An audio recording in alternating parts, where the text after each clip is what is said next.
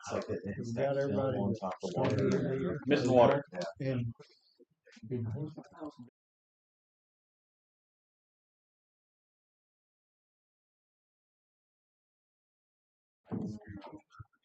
Did you say these are okay? We can go ahead. You're good. Okay, so I don't think I'm fit. If we have to, we can stand up. Yeah, okay. You don't like this smile? I don't think I'll fit. Are you still passing around your clipboard? Has everybody signed up? Signs. Everybody? It does remind your clients on I the. just got everybody so far. It'd be really uncomfortable for you, right?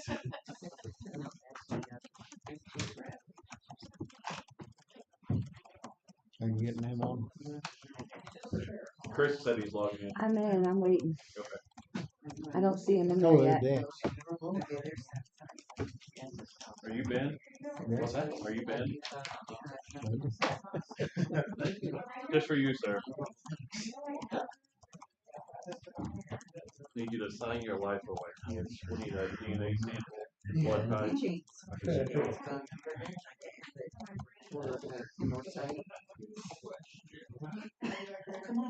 Hey, here, oh, man.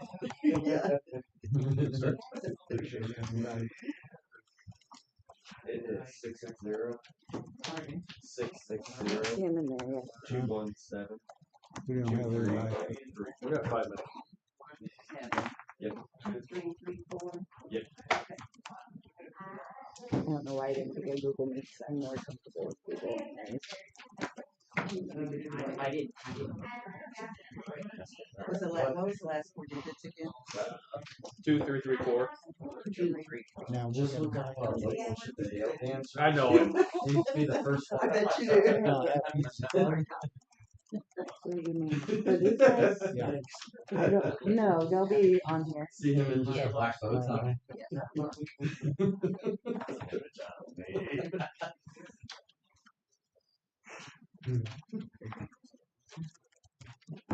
Do we need to log into that Log into what? on the computer?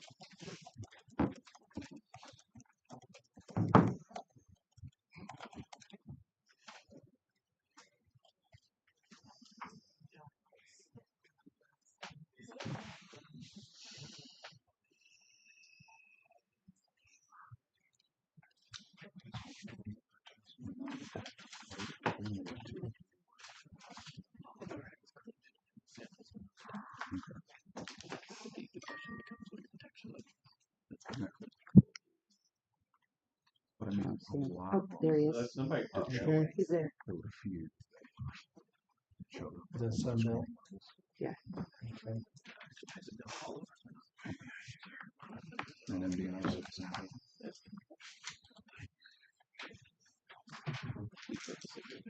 Okay. Yep. Yep. Yep.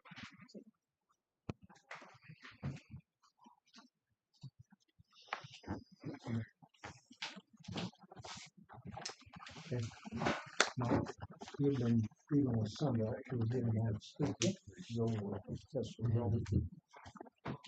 First one.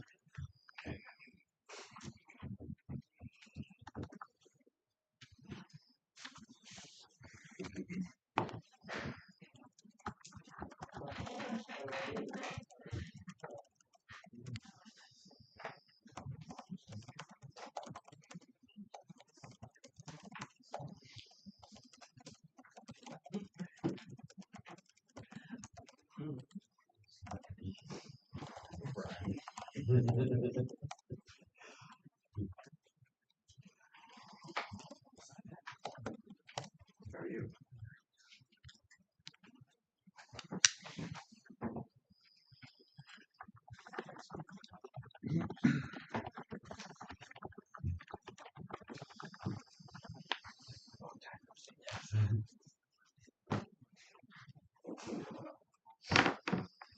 Okay.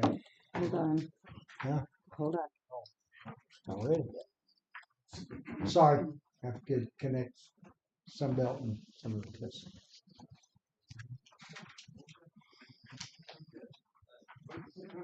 Trying to see if they can hear them. They can hear us. He told me he could hear us. Okay.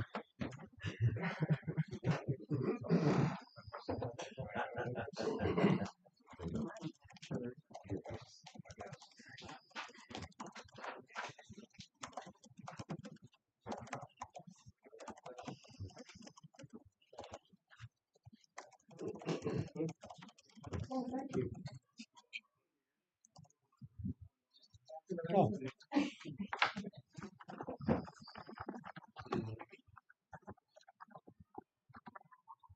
I can hear you, Chris. Hold on just a second.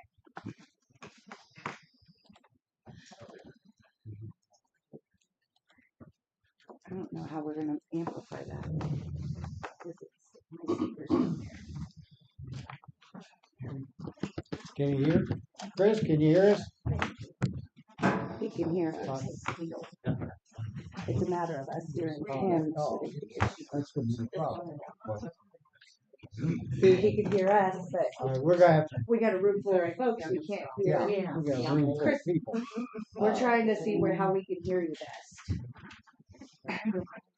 Okay, we can hear you too. But Could he call in on speaker? we can barely hear you with this many people in the room. Is there any way you could call in on the phone too?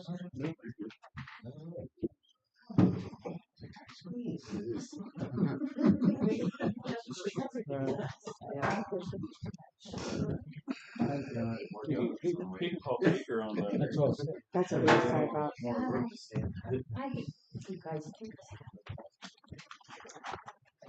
Remember?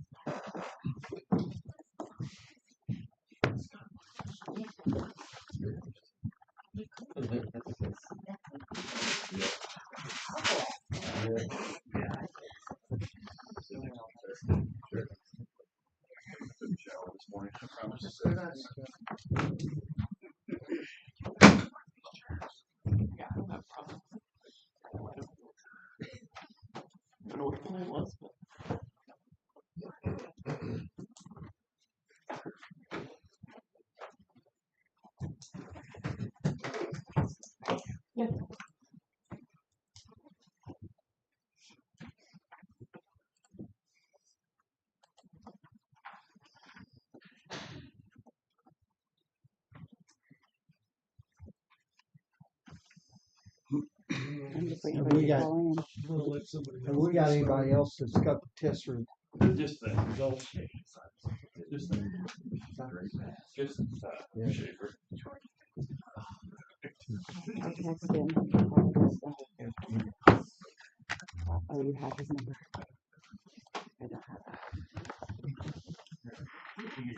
that. Can we do a three-way? Just grab your chair.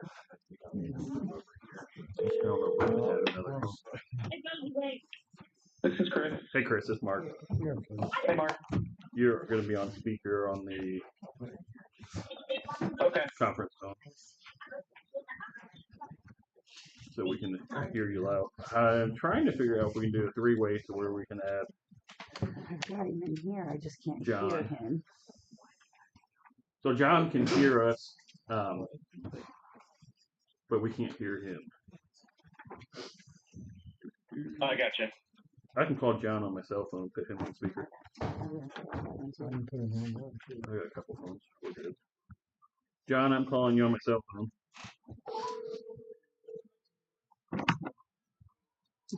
I can hear you calling your cell phone. Can you hear me now on the speaker? Yep.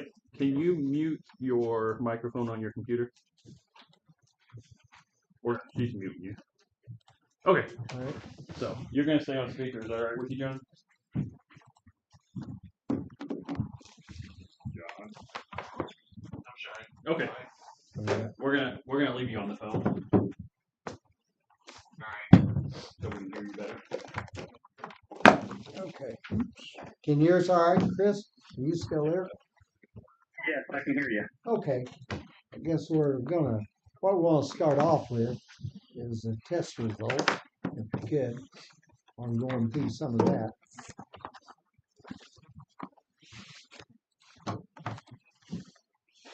And is there any I don't know if that's particular- important, but it just fell off. Microphone. I'd say that's important. Yes.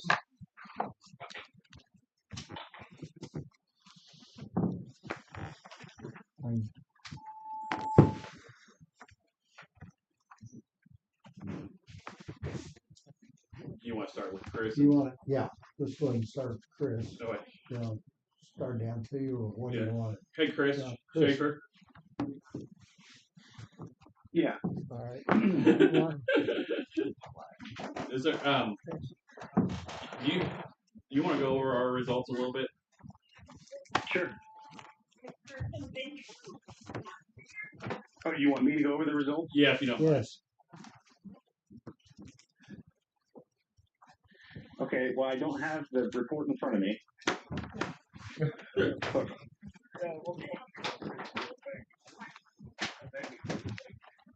But from what I can remember, Go to somebody else. there were 2 detections of hexavalent chromium from soil samples, and there were 6 detections of hexavalent chromium from water samples collected from 3 different sources.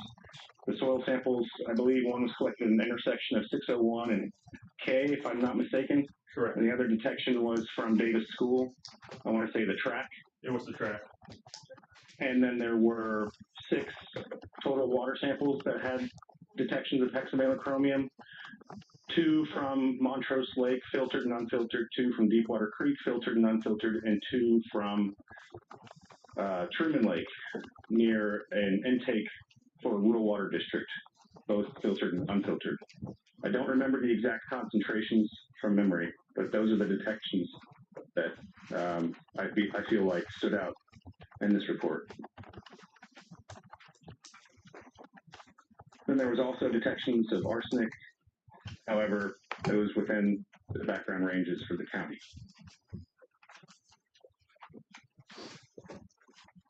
And I feel like there was a couple other metals that were detected. However, I think those were also within background concentrations or underneath the maximum for the found in the county. Maximum concentrations found in the county. So I feel like we thought that those might also be naturally occurring. However, there was no background sampling that was done with this assessment to establish background. We went off of published USGS values for Henry County, Missouri. That makes sense. So the biggest thing that stood out to you was the water, and then the school, and I'm sorry, I couldn't hear you. the biggest thing that stood out on your test results were the water and then Yes. the hex code Yes. at the school, and it was Highway T and 350 Road was the second location of the soil. Okay.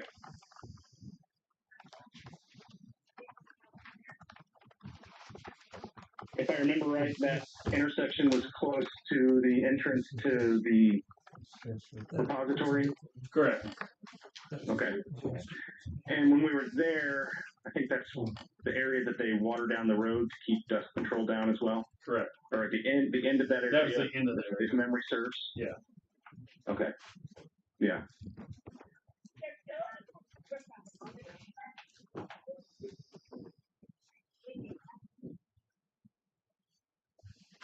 Dude. What was it, the 601 T, is that what you're saying? 350 T. As far as DNR ETA, y'all have a copy of our test results. Tech lab, yes. Yes. We would, yes. That's what he's talking about. Yeah, and Tech Labs is on the phone. Yeah. John, do you want to add John? anything?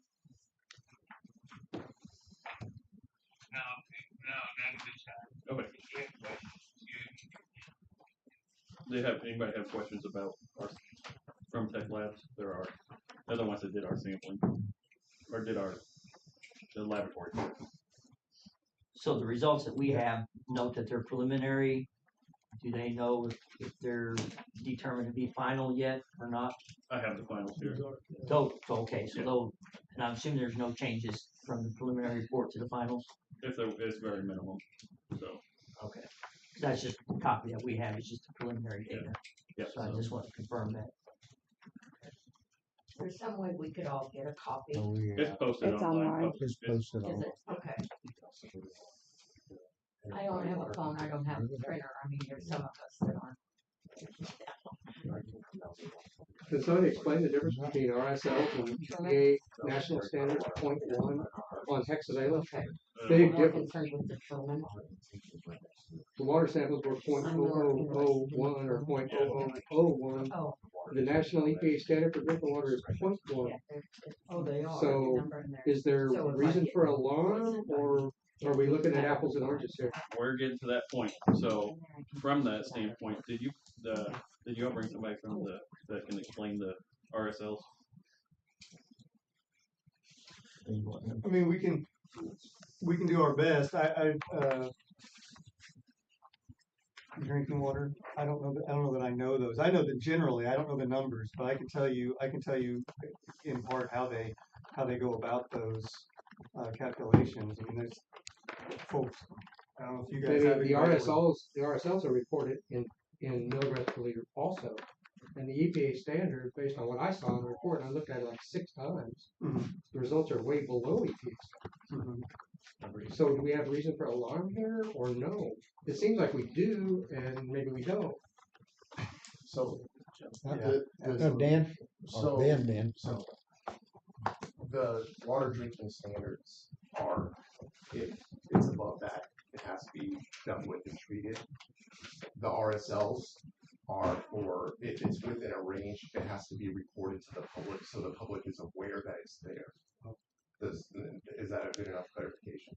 I don't know. I don't Yeah, know. that's what it means. I think in part I think that's right, and they come down to how somebody the type of sorry, my name's Jonathan Garut. I'm with the Okay. state health department. Okay. They come down to starting with how would somebody be exposed to a chemical, whatever that chemical is, right? And so I guess the first thing I'd say with regards to those samples of the 6 water samples from Montrose, Truman, and Deepwater. I'm not familiar with that group. Is what they're being compared to is a drinking water standard, and those standards are set. There's different standards set for different purposes, just like you said, right? There's different standards set for different purposes, and those are all set for drinking water purposes. And what you're taking there is a sample before it's meant to be drunk. So it is a little bit apples and oranges. So even if you were above one of those, that's not what's coming out of anybody's tap water or anything like that. And so from that standpoint, it's fine to use those as like a comparison value to screen out, but it's really not what you'd want to make a determination of. Is this a health concern or not a health concern? Can I ask a question? And actually, that you can answer it, Ben, you can. On your test results that you set out, your drinking water results were 0.0026. That's what your results say. Exactly. So the screening level is 0.0001. Right. So that's screening level is to bring awareness that it's in the water, and when they do the CCR for the year from the DNR, and when they do all that stuff is reported on the CCR. But it's still in the water. The consumer But confidence report. I apologize. So, but what you're telling me is it's in the water. So my there question, are levels of that metal in the water. Okay, but my question is, what does the water department do to remove those levels? Okay. Because if it's bottom line, it shouldn't be there at all. I mean, I keep hearing people say, "Oh, this is a natural thing," so I did a little bit of research on it. Fine hexavalent chromium in nature is like rare. It is a man-made product. If you find it in nature, it was because something happened and that's how it got there. So my question back to the same thing. If it's in there, how are you getting it out? Or are you not getting it out and we're just saying, well, it's below this level? Because that's like me saying, you know, I'm a fat guy, I eat a lot of candy, and I mean, I could die from diabetes, but sooner or later it's going to get to that point. So my concern, and obviously a lot of people's concern, is the water. That's probably one of the biggest things because everybody's having to drink it. So for me, I don't know, like we talk. You talk about water to me, you're miles above me. I don't care about the minutia of it. My question is, how are we getting rid of it so that it's safe for people to drink? Not just a little bit in it, how are we getting it out? So to put the, Who are you? so I work for the Henry County Water Company. Okay. So maximum contaminant level that you see in the MCL, the 0.1 parts per million, Right. that's set by the EPA. Because if you were to take a steady drink from this water for your lifetime, it wouldn't build up enough to cause problems. If you're above that, that's when you start to show health concerns. Good. But the water that we're seeing out of the lake is 0.01 parts per million. I think that's what my test shows, or less than that.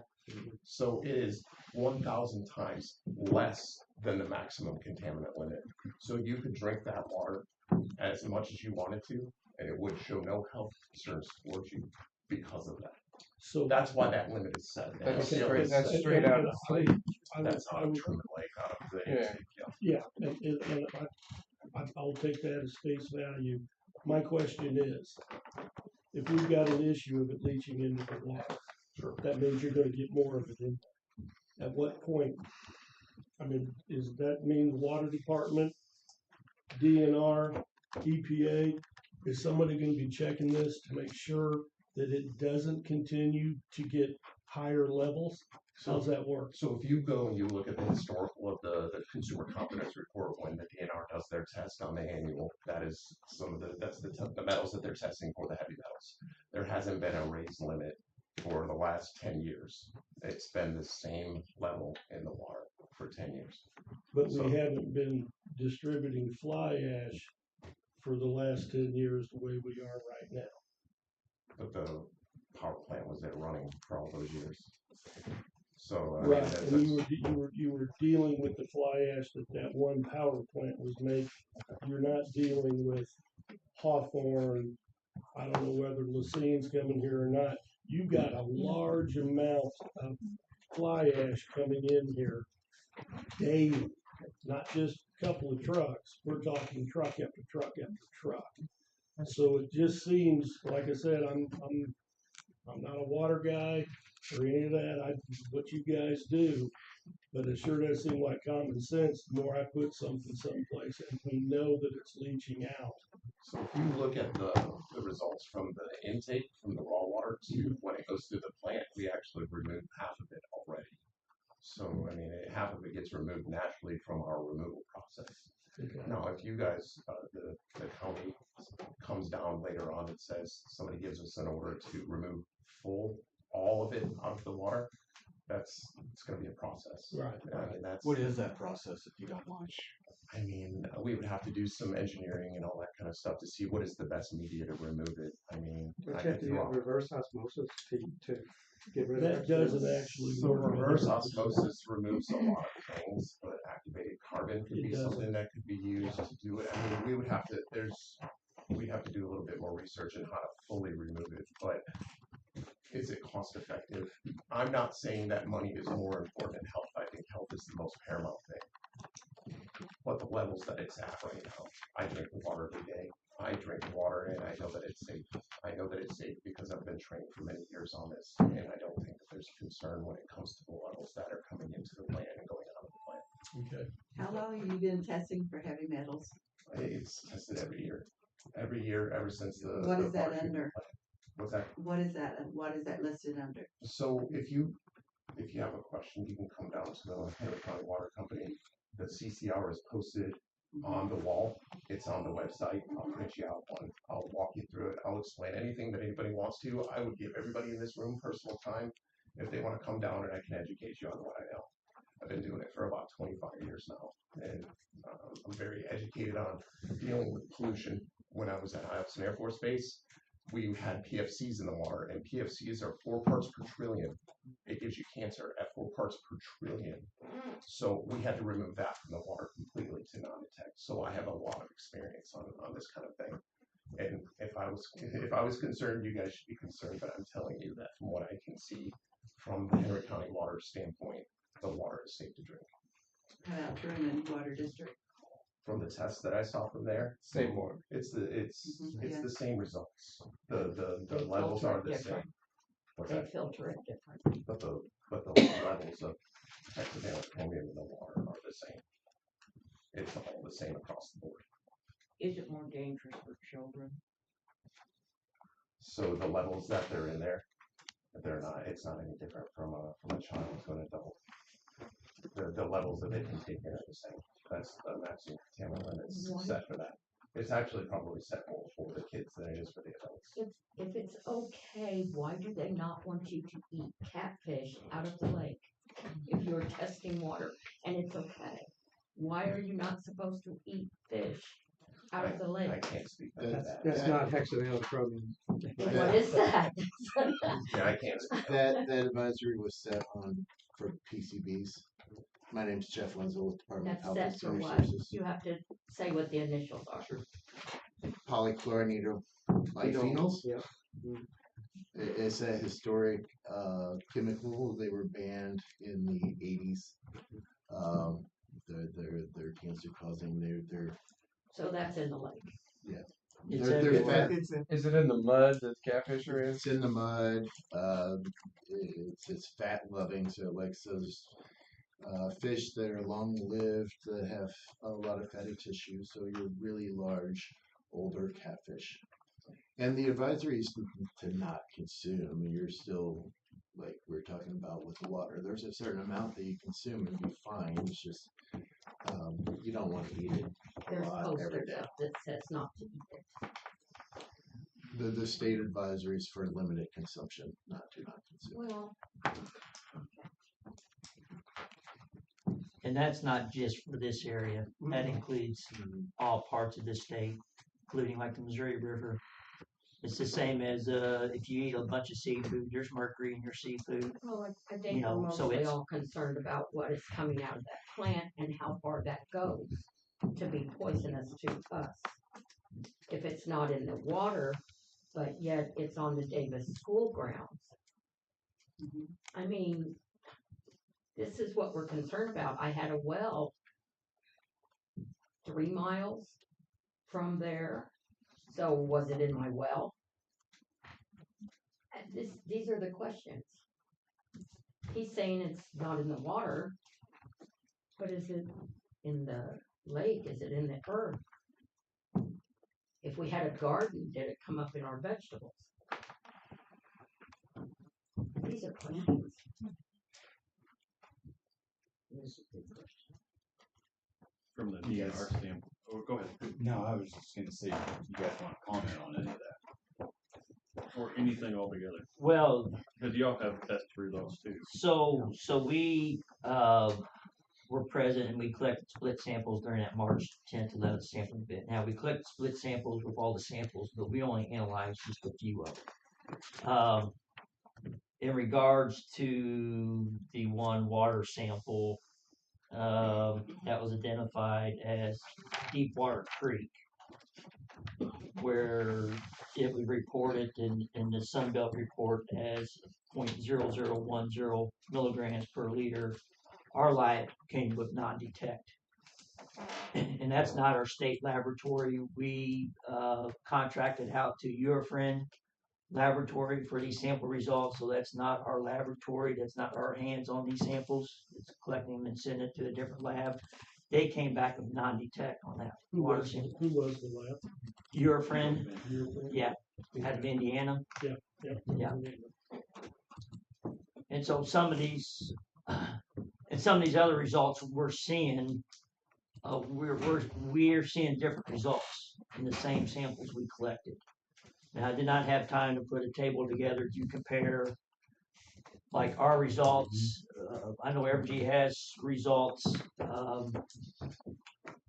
We did not have time yet to put you know, the same sample, what each analysis was, but across the board, we were looking at sample results.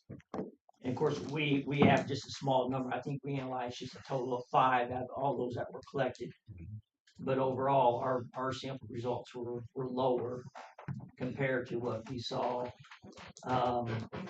in the Tech Lab, the Sunbelt results. Now, what does that mean? I can't tell you for sure. I know it was a different method that was run in analyzing, particularly into the hexachromium. The other metals that were reported that we're seeing, and I think the gentleman from Sunbelt mentioned it's generally in your background levels, you know. So just back speaking to about hexachrome, our results were generally lower from the results that we received, and even like the one at the school, like the downspout where you had a little bit of hit, there's some question like, you know, what is the source of that? And I know we have some large shingle piles in the state of Missouri we're trying to address with. If we collected a water sample downstream for those, we will see metals. That comes from your shingles. So I'm kind of curious. But not hexachrome. What's that? But not hexachrome. The shingles Well, don't have hexachrome. They have the other metals. Yeah. I'll agree with you. Yeah, and I don't know if we ever analyzed for hexachrome, you know, for these shingle piles I'm talking about, but generally speaking, and like I said, that's just a small sample of what we analyze. Our results appear to be lower when it comes to these, and it was done by a different method. Trying to see here, not that it probably means anything to anybody, but we utilized EPA method 218.6 is what your friend laboratory used when they analyzed the metals for our samples. And that is a different method than what Tech Lab utilized. Doesn't the school have a rubber membrane roof? Mm-hmm. It's not It's a shingles. flat roof. It's still an asphalt roof. Yeah, that's. But yeah, so that's, I mean, in regards to a summary of the sample results, you know, like I said, I was kind of looking through here. You know, and basically we come with more questions and answers just looking at the results, comparing to what we saw and what's been provided. And up to this point, we just had preliminary results from Tech Lab. You know, typically, you know, we don't really look close to the data until we know it's final data. I'll try to answer any question in regards to that, but that's just, now our report and our sample results is posted on our website. We do have a page set up for this matter where we post really any information we receive that's available to the public, and our sampling report and our results from this event is on that website.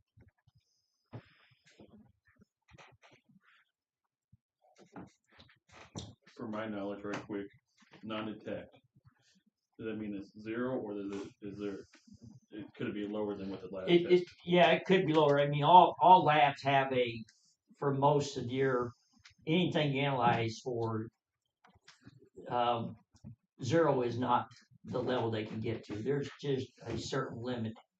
And this particular one that they non-detect, I'd have to find that back, but it was basically just below the limit that they could detect whatsoever. So it's not that it's not there; it's just they can't.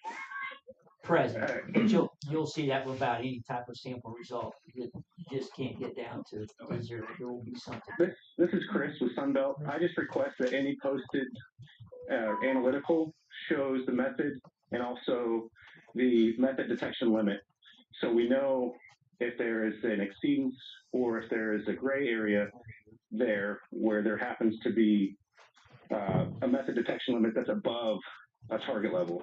So we know if the detection limit's above the target level, then it may not be exactly a non-detect. It's just for that method detection limit was higher than the reporting limit or the target level. So that's all that I request. Yeah, we haven't had an opportunity yet to, you know, put a table together, work with the Department of Health from kind of across the board as far as detection limits and what the results are in comparison to to values that you would compare the results to.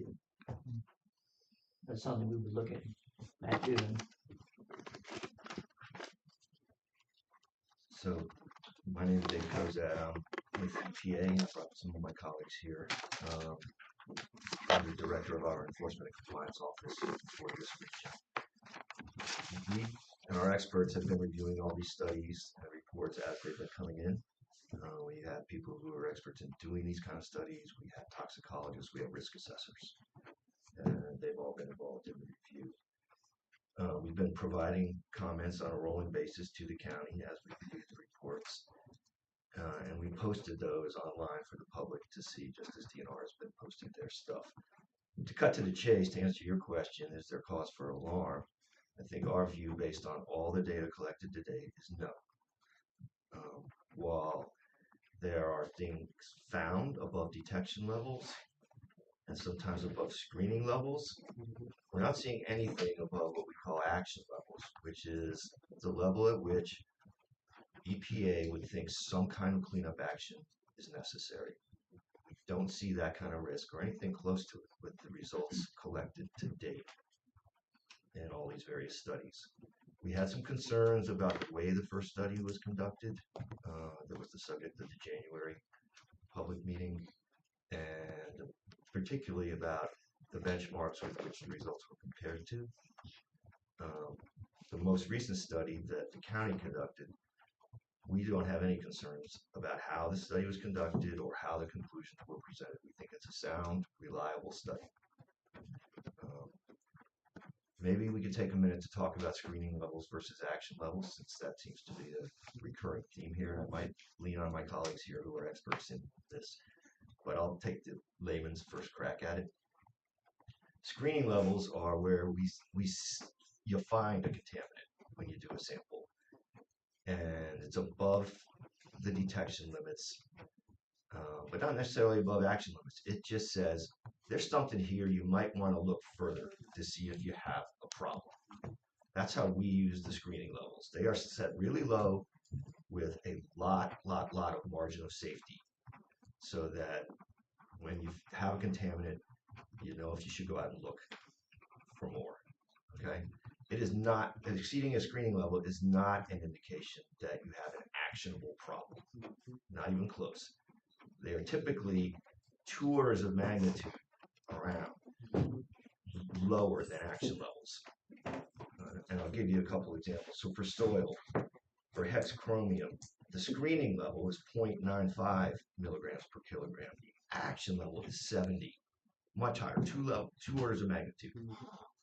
Okay? And so and all these reports that have been written so far are comparing the results primarily to screening levels, not action levels. So just be careful when you're reading them that you don't get overly alarmed because something is found above a screening level.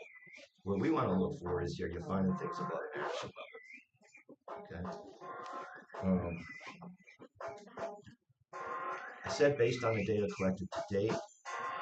I know we're talking about a school here, and people are concerned about kids. They want to be sure that that playground is safe and that they can send their kid to school there without worrying. If the county would like, we can offer to come do a more extensive round of soil sampling at the school. EPA would pay for it, do it. You, of course, could have your consultant look at the plan. We're just I don't necessarily think that's needed, but we're offering it in case you want to bootstrap the data and reassure all the parents and children that there's no problem at that school. I have 2 grandsons going to Davis. Would you send your grandchildren there? That's a very good question. And so we had a meeting the other day when we were reviewing these samples, and I asked everybody in that room, everybody who's a parent here, would you send your kid? And the room was split. Half the people, including myself, I have 7 kids, said, I'd send my kids, yeah. Based on this data, I would send my kids. But a couple people said, I want more data. The school is kind of in limbo right now. They don't know. Yeah.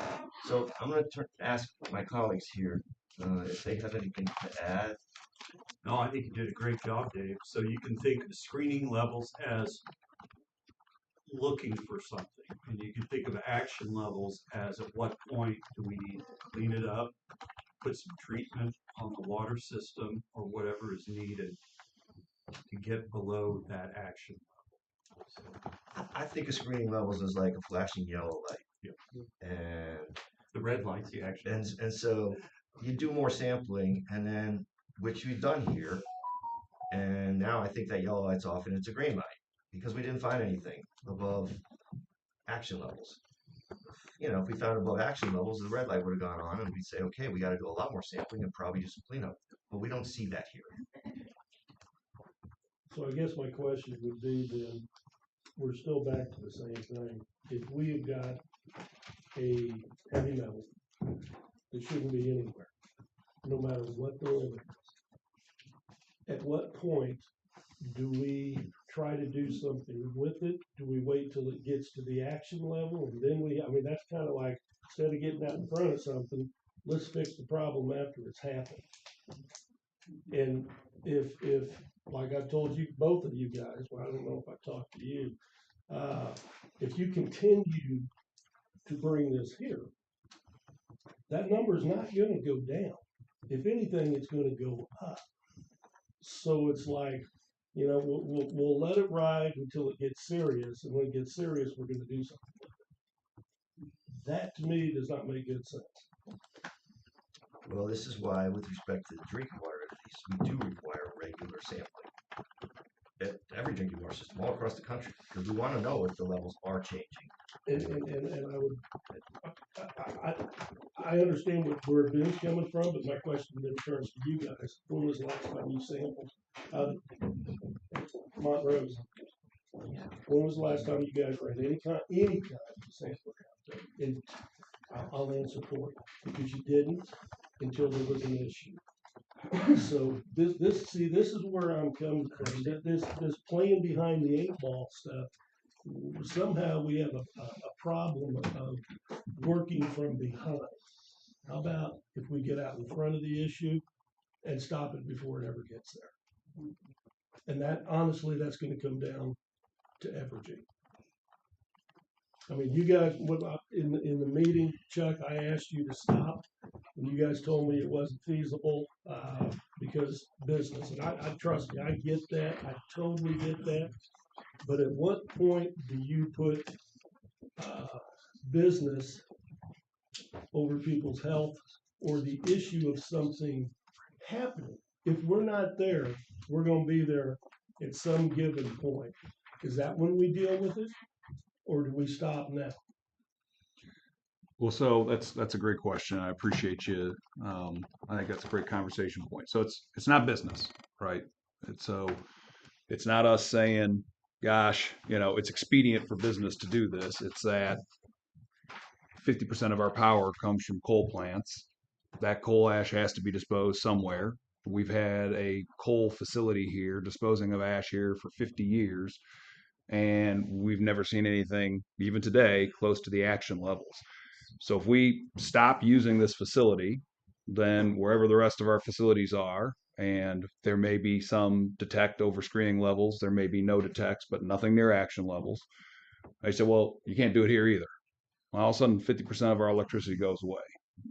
So it's not Evergy saying, gosh, we don't, you know, this is expedient for business. This is us saying we have to produce that, you know, electricity. We have to put it somewhere. And there has been a facility here for 50 years, whereas you've heard from multiple folks, we're not even close to an action level. We're orders of magnitude away.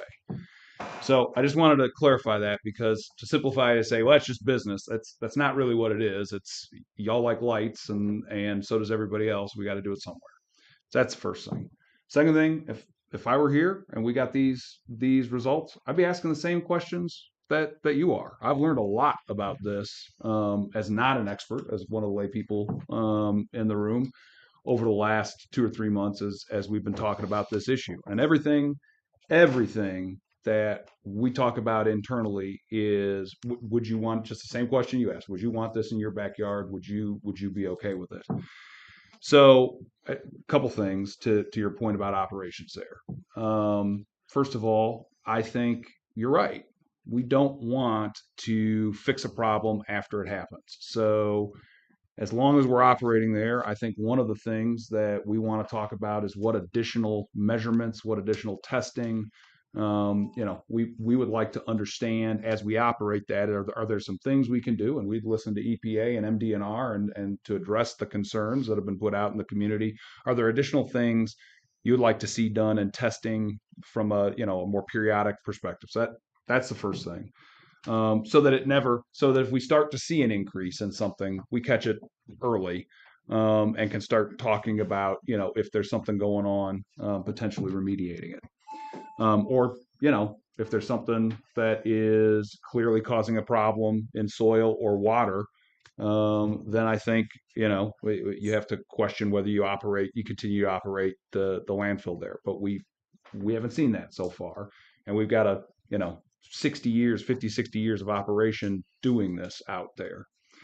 The second thing I would say is we would like to convene with your permission, and include Sunbelt and include Tech Labs, but we'd like to get together with EPA, MDNR, the local water district, and we'd like to get all the experts in the room to really pour over these results. It's one thing to have them posted at different sites, right, where you can go get it and pull it. But as soon as that happens, I know what's happened internally to us, the experts like Jared here and the labs that we have, they have 15 different questions about methodology, sampling, testing, storage. I mean, you name it. There's a million and one different things. And I would really like those folks to get together to be able to say, look, we've got all the data, bring your data. We've got all the data in front of us, and have a robust conversation about, do we think is a concern here, answer the questions for each other's testing, and then decide if there's some next steps that need to come out of that. One of the things I think that is going on here is a general, and look, I know this because I got the same questions. What's the difference between a screening level, a standard, an RSL? I mean, it's pretty dense, complex stuff. But I do think if we got the organizations who have done the testing historically and the more recent testing, that there could be really good conversations about it to understand what we really do have and what else needs to be done. So that's kind of where we are. I mean, we posted our test results. Our test results are in line with Missouri Department of Natural Resources, which we had non-detects on all of that. Now that means it's below all the screening levels. That doesn't necessarily mean that it isn't detected at some level. Got the same thing for arsenic as well, but that's all consistent with background levels that we find, everywhere where we do business in Missouri. So that would be the next step that we would like to do, because we got a lot of questions, around the Sunbelt and Tech Lab results, and we'd really like to understand them better. I think that'd be a good idea. What are we doing to actually put a pin in the fly ash pile and say that's the source? How far is the contamination going? Can we actually say it's coming from a central location? Because everybody points to all kinds of alternatives to the fly ash. I'm in the camp that it's probably the fly ash. But nobody knows how far we even have any of this stuff. Because we keep testing the same sites. Everything's mostly inside a 3-mile. It's not even in a radius of the fly ash. It's almost all to the northeast. We've got it as far out as Ballard. I will tell you that. Well, so one of the things, so here's an example of one of the questions we like to ask. We took the fairly unprecedented step of allowing anybody who wanted to test the fly ash to go ahead and scoop up the fly ash, put it in a container and test it. One of the things, I haven't seen one set of testing results yet that shows levels of hexavalent chromium in the fly ash at the levels they're detected elsewhere. And it doesn't make sense that you would find much, much, much lower levels of hexavalent chromium in the fly ash and then find miles and miles away higher concentrations and have that be the source. So that is one of the things, and I said that in the very first meeting that we had with some close to 800 people, which is one of the things that we have to do is find out, is there an issue? So far, what I've heard, EPA, MDNR, water, us all say is that there is not all the testing that's been done shows it's not even near an action level. So there's no need for concern. Now, we do have Sunbelt's results and some of Sunbelt's results, and it looks like 6 or so of the 25, 26 tests they did are higher level than what the rest of us found. Still nowhere near the action level, but higher level. But we haven't heard, there's no indication in their report that it exceeds risk levels or action levels. And in fact, in the very first statement in the letter that they say is this is not a risk assessment or an action. This is just over the screening levels in these areas. So again, we'd like to understand what the combined entities, taking all this information, is there a consensus on this? And then the second thing that we remain interested in is if there are higher concentration levels at the Davis School District or in other places, we'd really like to understand where it's coming from, because again, the hexavalent chromium levels found in our ash directly, so the highest concentration it could be, is lower than everywhere else that you're finding it. And so again, it's not intuitive at all that would be the source. And again, if I were here, notwithstanding the fact that it's not near the action level, I'd actually want to know where it's coming from. And look, 50% of our fly ash goes to not from this facility, but goes to cement manufacturers. So you sample near a road, it's not surprising to me that you're going to find hexavalent chromium. You'll find hexavalent chromium in the roads in Kansas City, in the roads in Sedalia, anywhere where there is cement. It's used in treating all sorts of wood. So, if you've got wood around a playground, maybe that wood needs to be tested.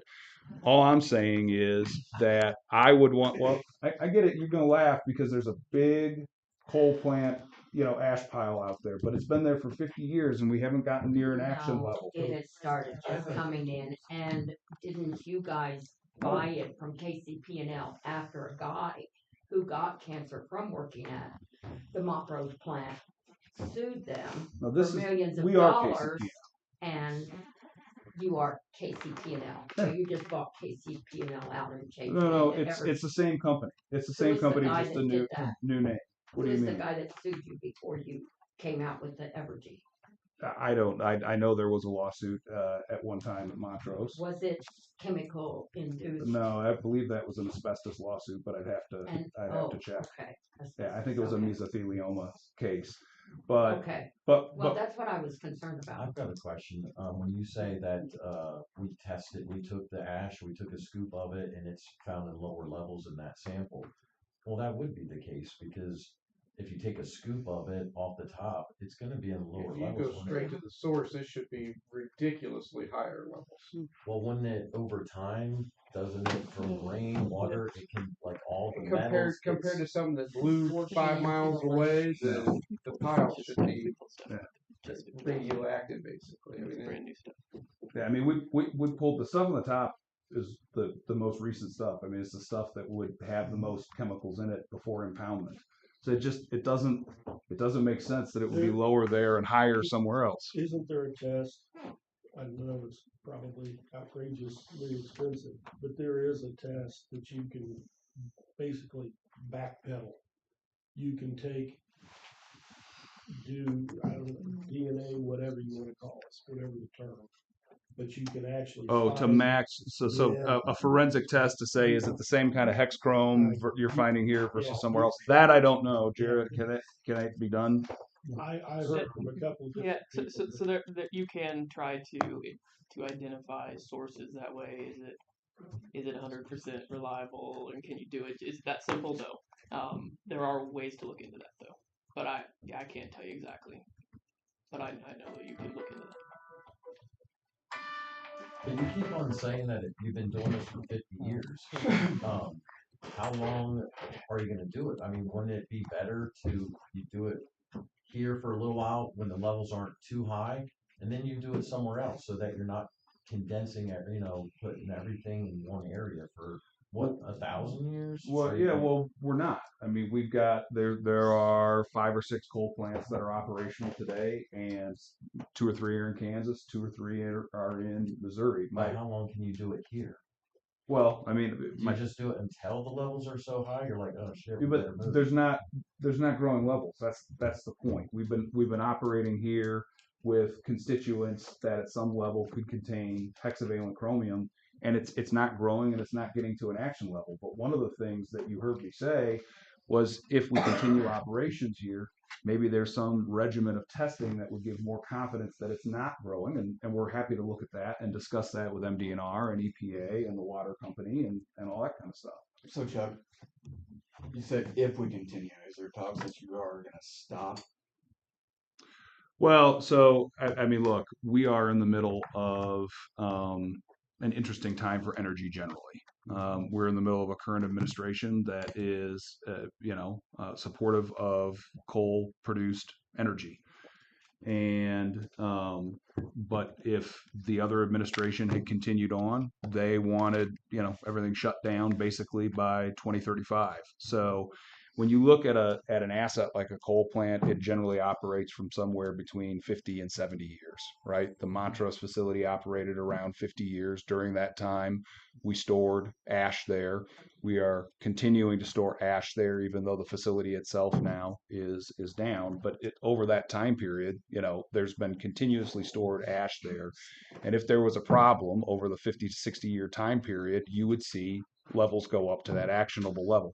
Do we anticipate operating that impoundment facility there forever? No. There's a limited amount of, there's a limited size, a permit size to it. And we are, frankly, always looking for better alternatives, whether it is, can we sell this particular coal ash? Whether there is another facility that would be better suited. What I don't want to do, and I respect, if I were Commissioner Larson, I'd ask this every single time. So I totally respect that. But what we can't just do is say we can just shut this down tomorrow. That's an easy thing because better be safe than sorry. If we saw something that even approached actionable levels, then that would be a consideration. We're not even close to that. We're orders of magnitude different than that. If we could pinpoint that the ash, or not the ash, but the hexavalent chromium was indeed at Davis School, and that was, we could say with any certainty that was coming from there, we'd take a look at the practice and take a look at the operations. Right now, though, what we've got is a very known entity that's very visible and operational today in the community. And that's what everybody is focused on. And I understand that. I completely get it. But if you look at this area, there are strip mines we haven't tested all the way around here. There was an ammunition or gunpowder manufactory around here that we haven't looked at. There are multiple reclamation areas where you stir up dirt in places that, and start to reclaim that causes dust and a whole bunch of other stuff. Look, in today's world, as soon as somebody like me says that, they say we're trying to pass the buck. I'm not trying to pass the buck. I'm here. I keep coming back. I'm going to keep coming back. But all the testing that we have isn't close to actionable level. And we've got historical tests going back a long time. We've got, the amount of testing we've done just in the last couple of months is significant. I think the next step for us is we really want to understand Tech Lab and Sunbelt's results.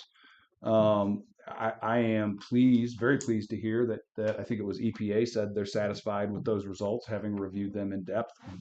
That gives us some confidence. We have a variety of questions we'd like to ask. And I think having all of those entities together, representatives of the county, representatives of the federal government, representatives of the state, us, I'd like to get together and get all the results together and say, is there a consensus here? I think outside of Sunbelt and Tech Labs, there is a consensus, but these are the county's results. This is the testing that was done, and I think we ought to take a good hard look at it. So you go through through everything. You guys gonna have a big meeting for everybody to come to hear? Be happy to, from my perspective. So how long will this take? Well, we had been in respect of the county's process and not wanting to kind of taint the transparency here. We have specifically not been talking to Sunbelt and to Tech Labs. Commissioner Larson and I had a question that let's get the results, and then we can talk about next steps. I mean, we'd be happy. I think we set this meeting Thursday last week. So we're here. I mean, as soon as they can get together and EPA and MDNR, water company get together, we could do it remotely. We could all get in one big room. It doesn't make any difference, but we are going to work as quickly as everybody else's schedules and ability will do it. That this is, again, we got, we don't have one, we don't have 10. We got a couple hundred folks that are our people drinking the water down here, living here. We had 2 guys that are friends of mine live on Deepwater Creek. So this is not something that we take lightly. Question. You tested the water, you tested the soil. Have you tested the fish, say in Deepwater Creek? Anybody tested the fish, whether they should be eaten? No, there's a sign posted at Montrose Lake not to eat the catfish. The question is, have they tested like the crappie or the catfish? Crappie don't live long tested there. Fish, I worked for the conservation. I was a fisheries biologist for 25 years. Fish don't typically bioaccumulate these kind of things. They bioaccumulate chlordane and PCBs. That's the big 2 that have been the problem over the last 2 decades. I don't know if they can uptake hexchromium. I doubt it. In their fish flesh, I really doubt it. But it would be great to have them tested. Because there's tons of people that, not just residents of Edward County. No, I've got grandkids that they like to eat crappie. I like to eat crappie, but I don't feel comfortable in taking them fishing and catching fish out of it. Maybe even Sherman Lake, but leads them out Deepwater Creek. And if you're conservation, you should be very concerned of the wildlife down there. That is conservation. Crappie don't live more than Well, 5 years in the wild. They don't but there's bioaccumulate that there's quickly. ducks, there's eagles, I'm talking conservation. All of the wildlife down there. So the answer is they haven't been tested. Right. They have. Not been tested. They have. Maybe not super recently. Have you talked to MDNR or MDC people about? Yeah, we worked with MDC and tested Montrose about 10 years ago. We tested Sherman Lake. Nothing recent, and like you was saying, we test for PCBs and mercury are the primary concerns around this area. These metals wouldn't bioaccumulate, and fish tissue wouldn't be something that we would expect. It'd be great to test though, just to be sure. I have a question for Evergy. Are you impounding more fly ash right now than you were when Montrose was operational, or is it about the same? It's roughly equivalent. The big difference would be obviously that it's trucked in versus disposed on site.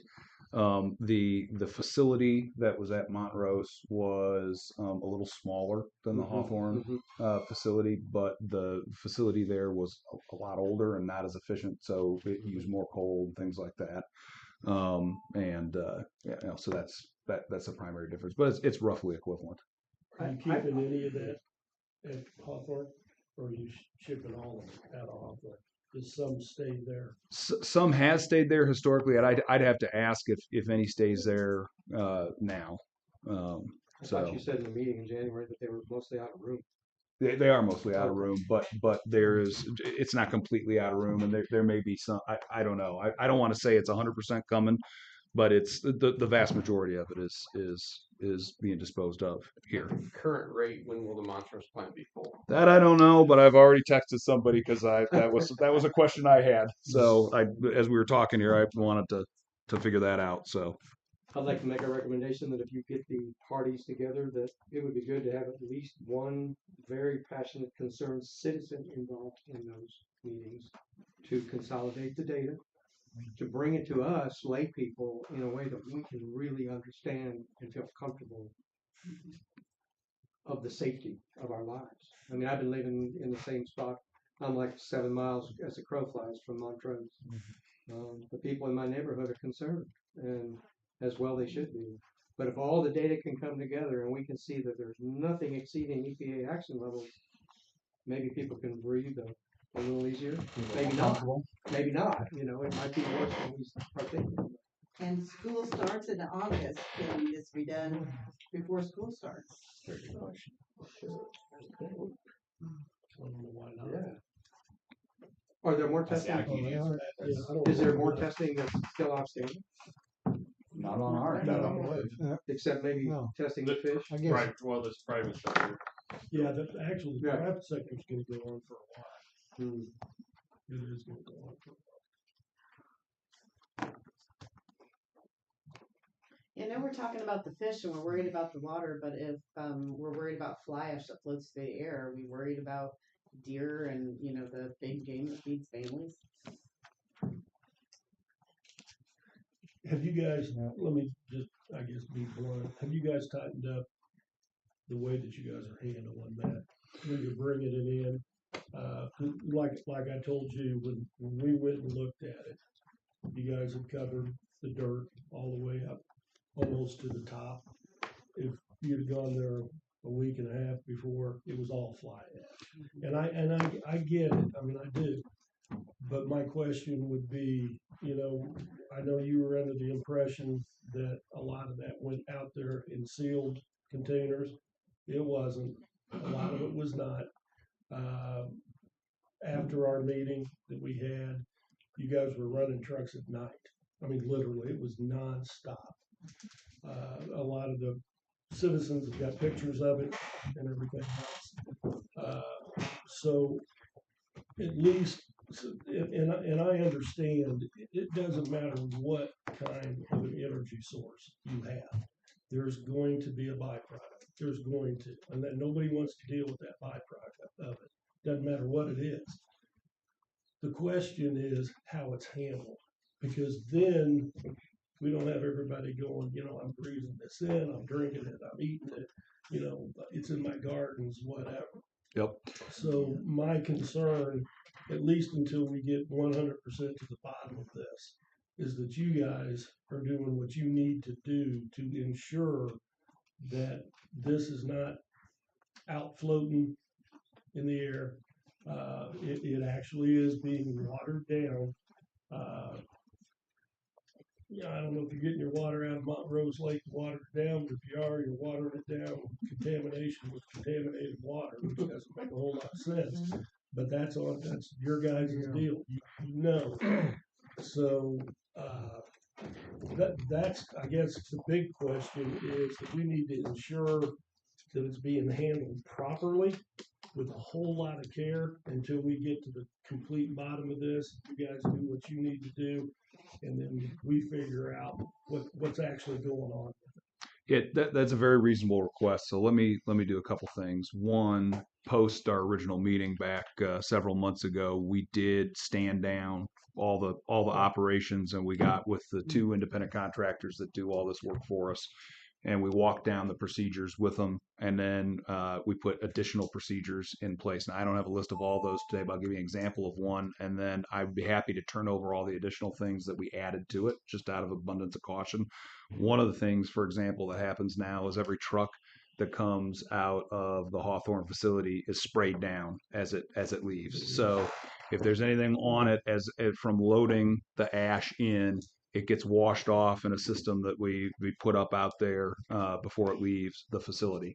That doesn't mean it doesn't pick up dust of other kinds on the way there, but when it leaves, it doesn't have any external ash on it, things like that. And What about leaving? Well, and I'll have to check on that, but I believe there's a scrub down procedure there as well. Having said all that, I'd be happy to get a list of the additional things that we started to do out of abundance of caution, and turn that over. The other thing is that we've got somebody from our company that's out there now supervising it coming in and coming out. Before the contractors had access to the facility, they would come in and they would do it. Now we've got our own personnel out there that I could pick up the phone and call and understand from a chain of command what's going on, that is supervising that. And so But I understand the request. It's a reasonable request. I'll let you know, what we're doing. And then, if there are other concerns or things that people are seeing, we'd like to address them head on and understand them. So. How much gravel do y'all go on to haul after you cut off the highway? How many miles? I don't know, guess but that's another big thing is dust. And I think some of that kind of got mixed in with everything else. Well, there's definitely I was wondering. there are definitely some gravel roads that Sorry, we Charles. travel over. Just curious how many miles. I don't know. That's a good question. Maybe. Because I think the dust problem is some of the big factors involved. Because you got line dust, you got everything else. Yep. Huh? It's a little warm. It's getting real good. Thank you. Excuse me. From the people from the EPA, you said that there was some of the people who said they wouldn't want to send their kids there. Is one of those people here right now? No. Like I said, they didn't have any concerns about the data today. They just wish there was more. I think personally, you all doing the extra step, pulling the data will help make everybody more comfortable if they're in the school. I think you should do it. Should we offer the school district that we need to do? Is that who we talked to? Probably, isn't that right, Vicki? Pardon me? Do they need to go to hold the school district? I'll get a hold of Karen. Yeah, get a hold of Karen. We'll make that happen. Thank you. I think Somebody that'd be needs to great. check the overall county. Get outside that little tiny radius. The school's important, but we need to know a bigger area. If the contaminant is one of these other possible sources and it's as far down to that area, then we could have areas that are inactionable and nobody's looking. I got a question for Evergy. Depending upon what all's found out once all the smart people get together, what are your all's thoughts, or would you be opposed to the county writing an ordinance? And after looking at the safety procedures you guys have put in, allowing the county to have certain safety procedures with perhaps emergency management or creating a position to have oversight, because it does sound like, at least what everybody's saying, okay, maybe it's safe right now, but if you continue to haul, at some point it won't be. Maybe we get lucky and it fills up before that happens, maybe not. Testing it annually, you might miss that mark. Where if you got a county involved where they're coming out quarterly, catching it. I mean, what would your all's thoughts be on something like that? So a couple things. First, I already said, and I'll say it again because I think it's consistent with what you're suggesting, is if the county has additional tests or things from an oversight perspective or access, we can figure out something so that, to Commissioner Larson's point, we're not missing something or an accumulation or a buildup that we don't want to fix anything after the fact. So if a yearly tests and or the other things that are done is not peace of mind for folks in the county, we'll work with you to figure out. You don't have to do an ordinance. I mean, if you want to do an ordinance, you do an ordinance. But I mean, we'll work with you on it, and because we got nothing to hide, so we're not trying to hide anything. So the answer to your question, absolutely. The only thing that I would take a little bit of issue with, and again, I'm not trying to start a fight. I'm just saying that there was coal ash that's been disposed out there for upwards of 50 years before we started doing Hawthorne.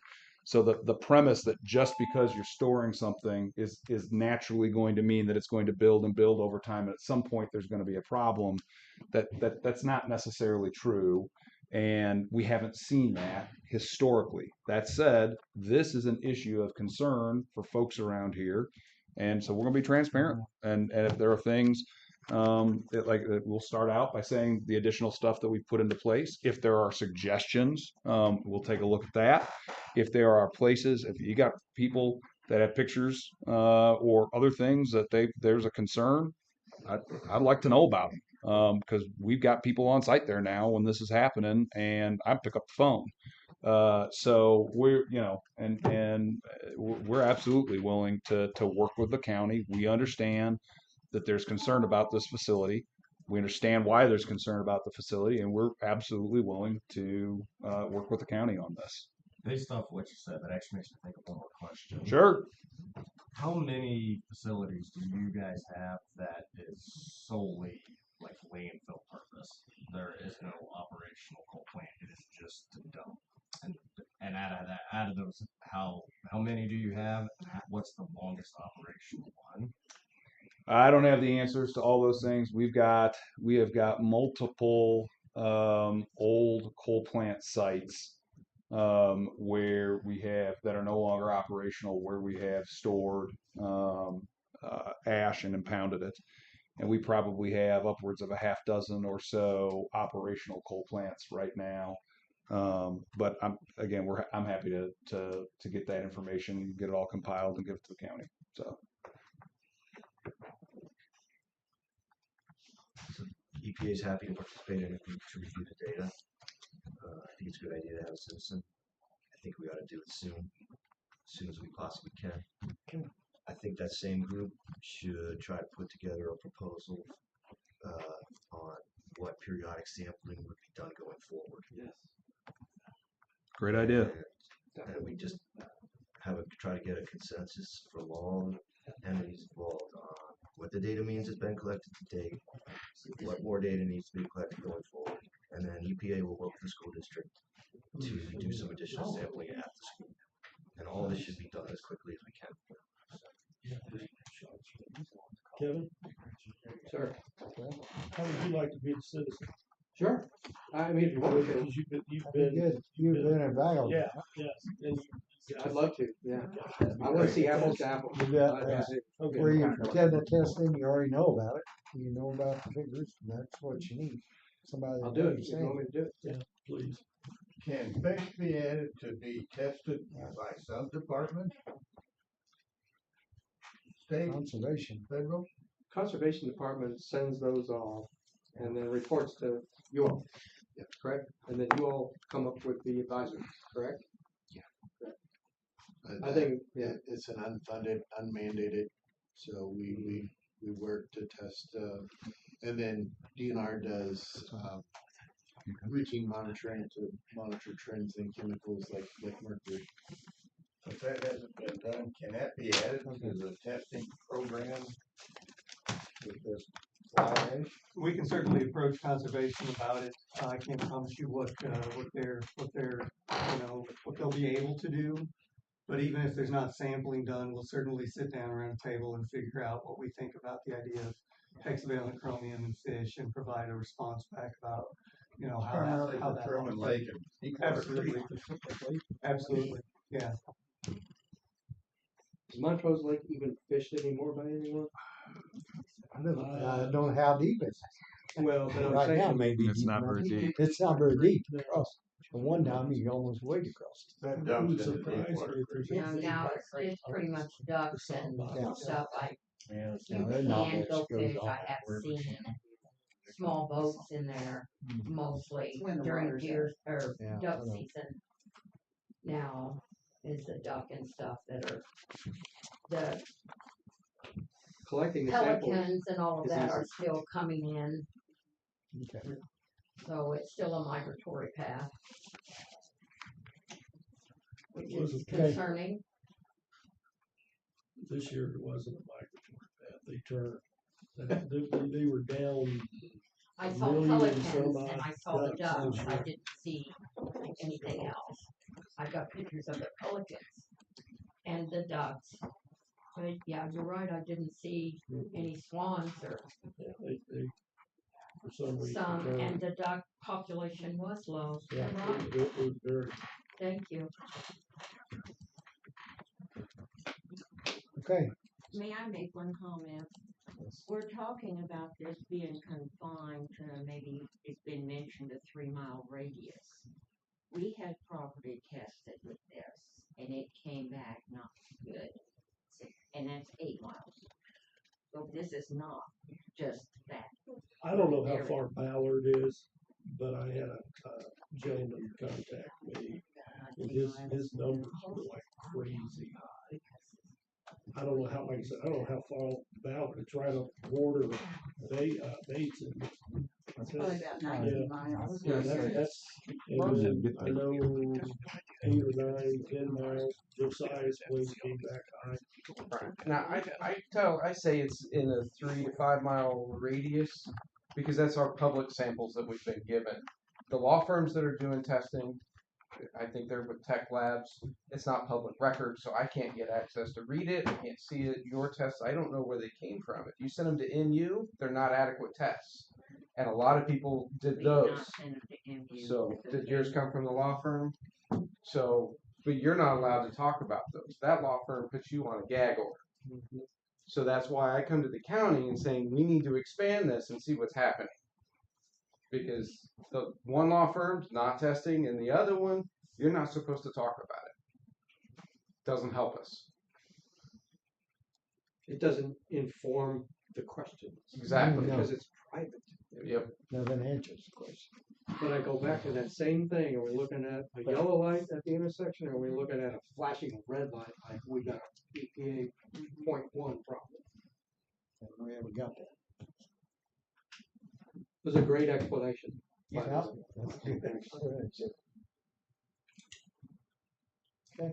Schaefer, what's your schedule looking like next week? This is still on there. Chris, are you there? Did we lose him again? Yes, I'm here. Yeah, he's there. Sorry, can you repose that question? What's your schedule looking like next week?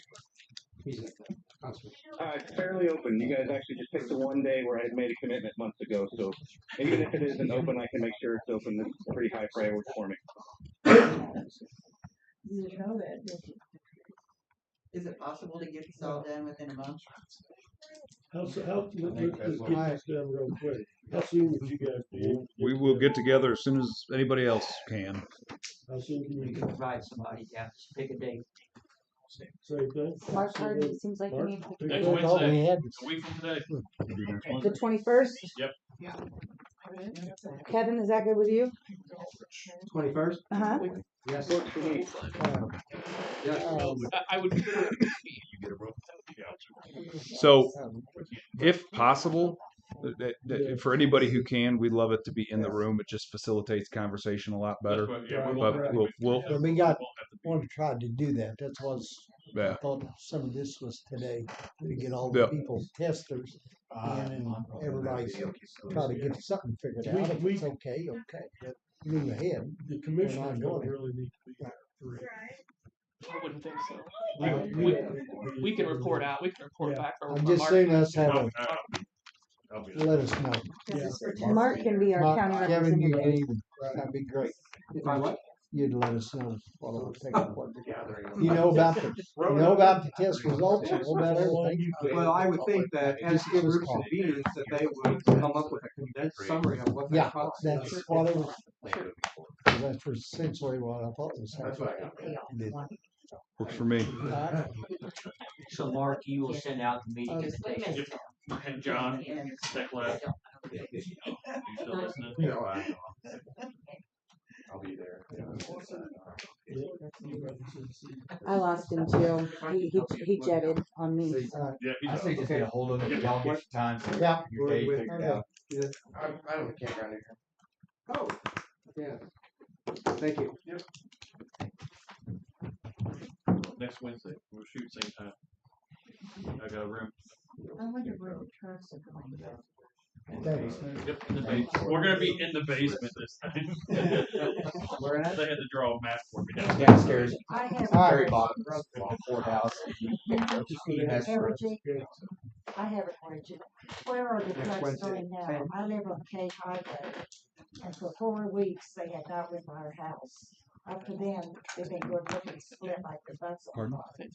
Yeah. The plant's been down in the spring outage, so there haven't been trucks for a while because it's been down in an outage. So So this is going on the 4th week, we haven't seen a truck. yeah, I mean outages take between a month and 3 months sometimes, and it's usually done February, March, April before the summer heat gets here. And Hawthorne is down right now; it's not running. So. Well, that's good, I'm glad you had rest. Okay. I guess, is that it? Anybody else? Anybody got any questions? Anybody else? Motion to wild first. We've been talking about. Just to confirm, we're reconvening again next Wednesday. Next Wednesday, 10 a.m. Next Wednesday, 10 a.m. I'll be there. Are you coming in person? Yes, I'll be there. in person. All right. John's got off the phone, so I don't know if you want to get a hold. I'll reach out to John. Okay. Okay. Well, thank you. Thank y'all for coming. Thank you very much. Thank you. Thanks, commissioners. Hey, I Appreciate have a it. question. Yes. So, I'm Kelly. Hi, Kelly. I'm the I'm new Chuck. county clerk. Hey, nice to I meet took you. your I was gonna say, it's changed. So, we got billed. I know there was an agreement between Huh? everybody in the county Yep. that you guys were gonna pay the bill for a set amount, and we got billed to do that. Okay. Is that something that you guys could pay directly? Yeah, sure. Okay, if I give this to you? You bet. I'm your Huckleberry. I will get this paid. Well, it works better for us because we didn't budget that way, so Yeah, instead no, of us no, paying no. it first and then reimbursing it, so, perfect, thank you. So just to be clear, you just want us to pay it? Yes. Perfect. Yep, we'll do it. And here you go, if you need me. That was what I was gonna ask for. I appreciate that too.